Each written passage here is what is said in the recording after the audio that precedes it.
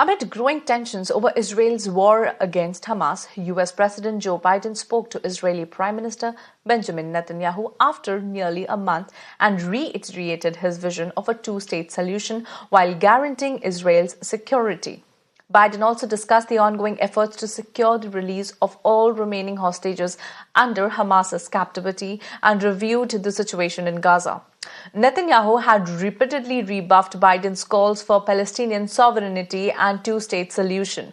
Recently, Netanyahu rejected the idea of the creation of a Palestinian state that the US has put as a priority goal in supporting Israel's war against Hamas.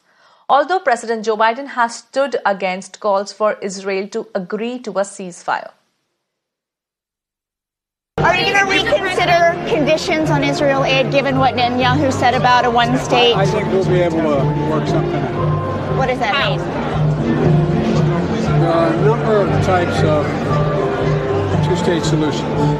There's a number of countries that are members of the UN that are still don't have their own militaries. A number of states that have limitations on it. And so I think there's ways in which this could work. President Biden had a chance to speak this morning with Prime Minister Netanyahu. The President and the Prime Minister discussed ongoing efforts to secure the release of all remaining hostages that are being held by Hamas.